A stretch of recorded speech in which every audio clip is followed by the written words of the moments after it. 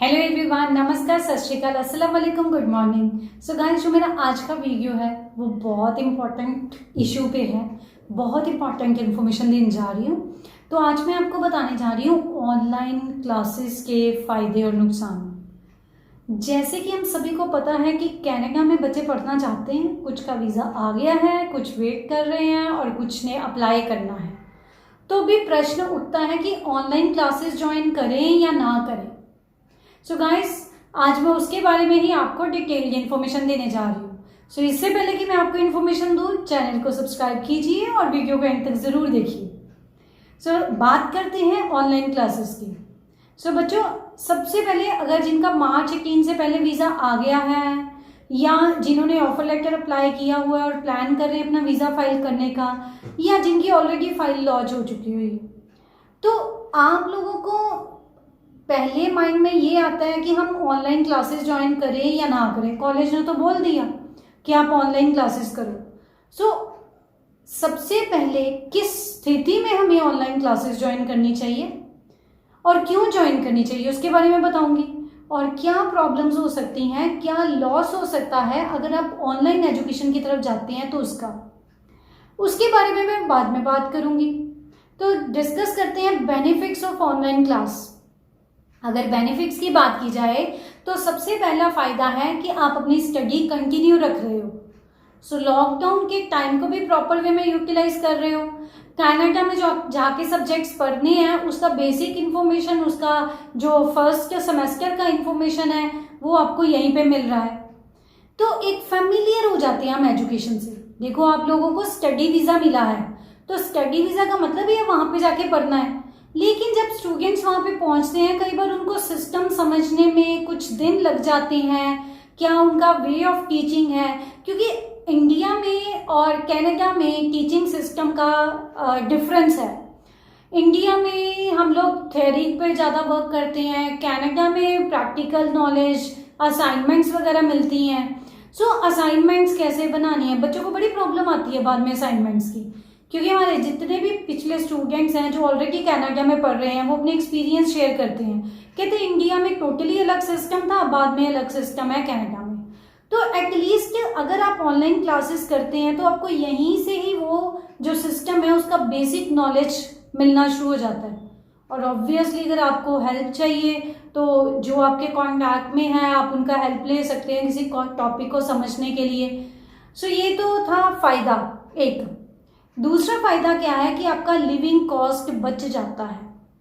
No doubt आपको पूरा tuition fees पे करना पड़ता है जो भी यूनिवर्सिटी और कॉलेज मांग रहा है, लेकिन आपका जो लिविंग कॉस्ट है जो वेरी करता है एक प्रोविंस से दूसरे प्रोविंस में, तो वो आप अपने घर में बैठ के एजुकेशन ले रहे हो तो आपको उसकी कॉस्ट की चिंता नहीं रहती।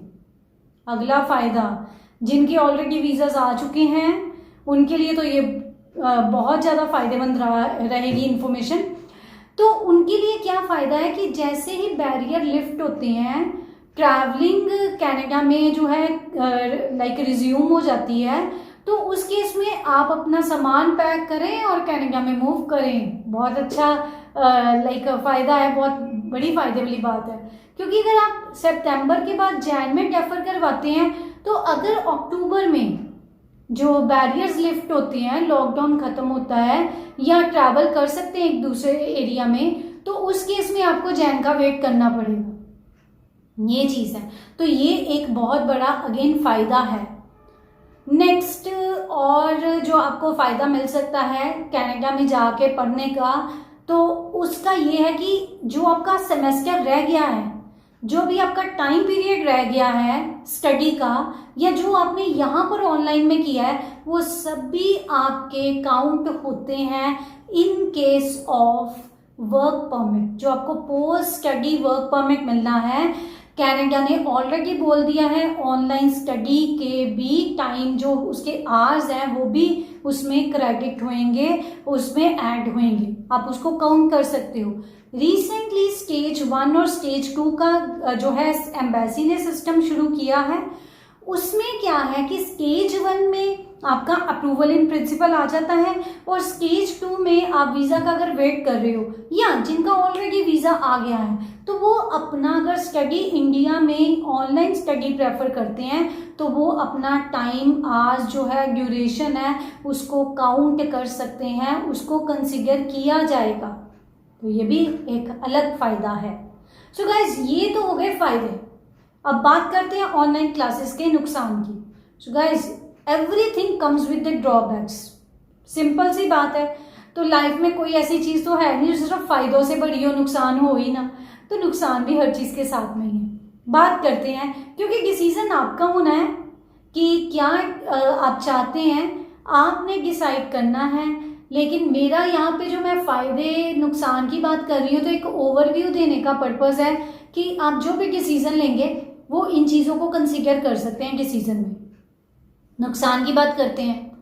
ऑफलाइन अगर आप ऑफलाइन जाके पढ़ते हो वहाँ पर कनाडा के कैंपस में तो वो आप एक कैंपस लाइफ को एंजॉय करते हो, मल्टी कल्चरल एनवायरनमेंट एंजॉय करते हो, तो आप इंटरैक्ट करते हो लोगों के साथ। यहाँ पर ये चीज़ कहीं ना कहीं मिस हो जाती है। तो आपको नेटवर्क भी स्ट्रॉन्ग चाहिए। ऐसे भी कुछ एरियाज़ हैं, रिमोट एरियाज़ हैं जहाँ पर नेटवर्क का प्रॉब्लम बहुत रहता है। सो वहाँ पर अगर नेटवर्क का प्रॉब्लम होएगा तो क्लास में प्रॉपर वे में नॉलेज इम्पार्ट नहीं हो पाएगी। Major drawback. कुछ कंट्रीज़ में, कुछ एरियाज़ में ये चीज़ देखी जाती है। अगली चीज़ क्या है, यूनिवर्सिटी को आप ट्यूशन फ़ी पे कर रहे हो, जो उनकी सर्विस की चार्जेस हैं, सो जो भी वो आपको एजुकेशन प्रोवाइड कर रहे हैं, लेकिन आप उसको ऑनलाइन ले रहे हो।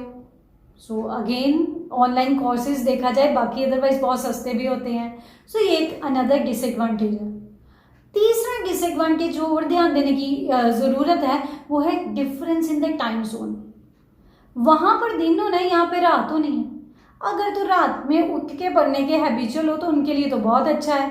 अदरवाइज जो रात को जल्दी सो जाता है, सारा परिवार सोया होता है और हम लोग यहाँ पे क्लास लगा रहे होंगे रात को 12 बजे, 1 बजे, 2 बजे, depending on the time of class. Again क्योंकि टोरंटो का टाइम जोन अलग है, वैंकूवर का अलग है, सो हर एरिया का अपना टाइम जो है डिफरेंस है एज कम्पेयर टू इंडिया। सो उसके अकॉर्डिंग आपको क्लास देखना पड़ता है। सो ये कुछ डिसएडवांटेज हो सकते हैं। अगला, इन केस अगर रिफ्यूज़ल आता है। सो गाइज इस चीज़ के लिए तो मैं आपको सजेस्ट करूँगी, सबसे पहले जिस भी कॉलेज में आप जा रहे हो उसकी स्टडी पॉलिसी, जो भी उसकी पॉलिसी है, स्टूडेंट के साथ जो कॉन्ट्रैक्ट कर रहे हैं या उनको जो इन्फॉर्मेशन दे रहे हैं उसको ज़रूर स्टडी कर लेना। कुछ कॉलेजेस हैं जो सिर्फ एडमिन फीस काट के बाकी जो है चार्जेस वो रिफंड करते हैं। वो पहले ही बोल देते हैं कि जी हम, किसी ने $250 बोला है, किसी ने $500 बोला है, किसी ने $300 बोला है, सो सिर्फ एडमिन चार्जेस वो डिडक्ट करेंगे। लेकिन बाकियों से अगर आपके कॉलेज ने ये चीज़ नहीं बताई तो आपको कंफर्म करना चाहिए। अगर आपने वीज़ा अप्लाई नहीं किया, अगर अप्लाई कर लिया हुआ है, आपका वीज़ा आ गया हुआ है, तो उनकी तो पहले ही चांदी चांदी है, जस्ट कोविड के कारण वेट ही कर रहे हैं वो। तो ये चीज़ ध्यान में ज़रूर रखना, ठीक है जी। सो आपको ये चीज़ ज़रूर देख लेनी है कि जिस भी कॉलेज में अप्लाई कर रहे हो, इन केस अगर रिफ्यूज़ल आता है तो वो आपको रिफ़ंड कितना करते हैं। वैसे रिफ्यूज़ल आने के चांस बहुत ज़्यादा तो नहीं है। अगर आपका प्रोफाइल अच्छा है तो आई डोंट थिंक कि सितंबर में कोई बहुत ज़्यादा रिफ्यूज़ल की बात होएगी, क्योंकि गवर्नमेंट ने ऑलरेडी बोल दिया है, एम्बेसी ने ऑलरेडी बता दिया है कि 2 स्टेजेस पे वीज़ा का प्रोसेस रहेगा। AIP approval in principle stage 1, जिसमें DLI नंबर से इंस्टीट्यूशन से आपको LOA मिला हो और आपके पास प्रॉपर फंड्स हो। अगर वो पास कर लेते हो तो सेकंड स्टेज आ जाती है जिसमें 3 चीज़ें हैं। बायोमेट्रिक्स, आई डोंट थिंक कि बायोमेट्रिक कोई मेजर इशू बनेगा, वो तो जब VFS खुलेगा तो बायोमेट्रिक शुरू हो जाने हैं। अगली चीज़ है जो आपकी है मेडिकल का। वो अगर मेडिकल आपका ठीक आता है तो there is no chance of refusal on the basis of medical. अगली चीज़ है कि आपका PCC, वो हर कंट्री से नहीं है, डिपेंड कर रहा है, कंडीशंस हैं उसमें, हर किसी से PCC नहीं मांगी जा रही। सो ये सारी चीज़ें कंसिडर कीजिए और अपना कनाडा जाके पढ़ने का प्लान फाइनल कीजिए। तो मैंने अपनी तरफ से जो मुझे इन्फॉर्मेशन लगी है, फ़ायदे और नुकसान जो भी ऑनलाइन क्लासेस के हैं कनाडा पढ़ने वालों के लिए, मैंने बता दिए हैं। होप ये इन्फॉर्मेशन काफ़ी आपके लिए फ्रूटफुल रहा होगा।